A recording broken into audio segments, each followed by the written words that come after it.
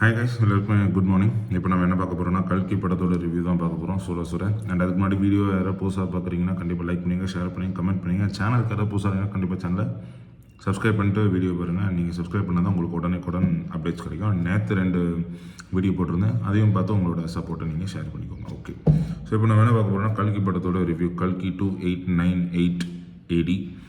And after that இந்த படத்தோட review short form சொல்லணும்னா ப்ராஜெக்ட் கேவோட ரிவ்யூ தான் பார்க்க போகிறோம். இந்த படத்தை பற்றின கதை என்னென்னு பார்த்தீங்கன்னா, லாஸ்ட் சிட்டி இன் தி எர்த்துன்னு பார்த்தீங்கன்னா ஒரு டெசர்டிஃபைடு காசி. அந்த காசிக்கு மேலே இருக்கிற லார்ட் எஸ்கின் தான் நம்மளோட கமலஹாசன். ஒரு ஒரு பிரமிட் ஷேப்பில் தான் இருக்கார். ஸோ அந்த லாஸ்ட் சிட்டியை டெமாலிஷ் பண்ணாமல், இந்த பூமியை எங்கேயும் ஆக்கிரமிக்காமல் இந்த பூமியை சேவ் பண்ணி அந்த லாஸ்ட் சிட்டியை சேவ் பண்ணி காப்பாற்றுற ஒரு சார்ட் ஆஃப் மகாபாரத கதை தான் இந்த கல்கி. ஸோ இதை தாண்டி நான் ஸ்பாயிலராக சொல்ல வரும்ல. ஸோ கெட்டிங் இன்டு 3 பாசிட்டிவ்ஸ் பார்த்திங்கன்னா அமிதாப் பச்சன் தான். ஃபஸ்ட்டு பாசிட்டிவ் பார்த்திங்கன்னா அமிதாப் பச்சன். ஏன்னா அவர்கிட்ட கொடுத்த ரோலு அந்த வயசில் அவ்வளோ பிக்சர் பர்ஃபெக்டாக அவர் வந்து ரொம்ப ரொம்ப நல்லாவே டெமான்ஸ்ட்ரேட் பண்ணியிருக்காரு, ரொம்ப நல்லாவும் பண்ணியிருக்காரு. அண்ட் செகண்ட்லி பார்த்திங்கன்னா நம்ம புஜி கீர்த்தி சுரேஷோட வாய்ஸு. ஸோ அந்த புஜி சீன்ஸ் எல்லாமே ஃபன்னாக தான் இருக்கும். அது ஒரு சார்ட் ஆஃப் நிறைய பேர் பார்த்த மாதிரி தான் அது ஒரு ட்ரான்ஸ்ஃபார்மர் சீக்வன்ஸாக தான் இருக்கும். அது அவங்க ட்ரெய்லரே ரிவீல் பண்ணிட்டாங்க.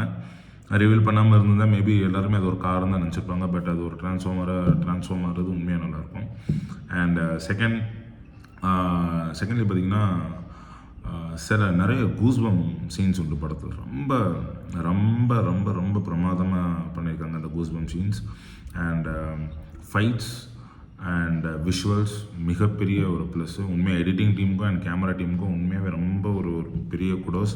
இது ஒரு சினிமேட்டிக் எக்ஸ்பீரியன்ஸாக நீங்கள் பார்த்தீங்கன்னா ரொம்ப பிரமாதமாக இருக்கும். கண்டிப்பாக லாஜிக் கிடையாது, ஃபுல் அண்ட் ஃபுல் மேஜிக் தான். ஏன்னா இது ஒரு சயின்ஸ் ஃபிக்ஷன் படம்னாலும் நம்ம லாஜிக்கெல்லாம் எதிர்பார்க்கவே கூடாது. அண்டு டார்லிங் பிரபாஸ் வந்து முன்னாடி நடித்த அந்த ராதேஷாம், ஆடி புருஷ் சலாருக்கு இந்த படம் எவ்வளோ பரவாயில்ல. பட் என்னன்னு தெரில, ஒரு மேக்கப் போட்டாலே அது ஒரு செட் ஆக மாட்டேங்குது. அது என்ன நான் நெக்ஸ்ட்டு சொல்கிறேன். அண்ட் இன்னொரு ப்ளஸ் என்னென்னு பார்த்தீங்கன்னா இன்டர்வல் வந்து அப்படியே வந்து அப்படியே நிற்கிது இன்டர்வல்லு. அப்படியே பார்த்தீங்கன்னா கிளைமேக்ஸில் ஒரு 30 minutes அப்படி இருக்கும் படம். அதை கண்டிப்பாக யாரும் மிஸ் பண்ண மாட்டீங்க.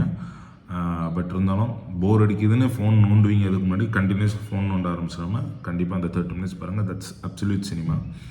அண்ட் இவ்வளோ தான் பாசிட்டிவ். அண்ட் உண்மையாகவே டெக்னிக்கலாக சொல்லணும்னா இந்த டீம் வந்து ரொம்ப technically they are very strong about what they have made.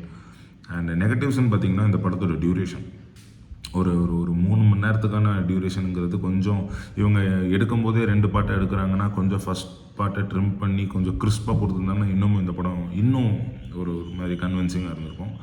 And இன்னொரு டிஸப்பாயின்மெண்ட் பார்த்திங்கன்னா ஸ்டார் காஸ்டிங். ஏகப்பட்ட ஸ்டார்ஸு, எல்லாரையும் ஞாபகம் வைக்க முடியல. இதில் ரொம்ப 1-2 ரோலுக்கெல்லாம் ரொம்ப ஸ்டார்ஸ் காசு யூஸ் பண்ணி மிருனால் தாக்கூராக இருக்கட்டும், விஜய் தேவகொண்டா, துல்கர், இவங்களோட கேமியோஸ் எல்லாம் உண்மையாகவே வேஸ்டட் தான். அவ்வளோ பெரிய ஒரு இம்பார்ட்டன்ஸில் ஒரு மகாபாரதம் ஃபைட் சீக்வன்ஸ் வருது. அதில் பிரபாஸோட கெட்டப் தான் கொஞ்சம், பட் ஸ்டில் ஓகே. அந்த கேரக்டருக்கு அவர் அப்படி தான் இருந்தாகணும்னா நம்மளால் அதை விஷுவலைஸ் பண்ண முடியல, பிரபாஸா இந்த கடவுள் அப்படின்னு. ஸோ அது ஒன்று. அண்டு இன்னொரு டிஸப்பாயின்மெண்ட் வந்து என்னென்னா கமல்ஹாசன்.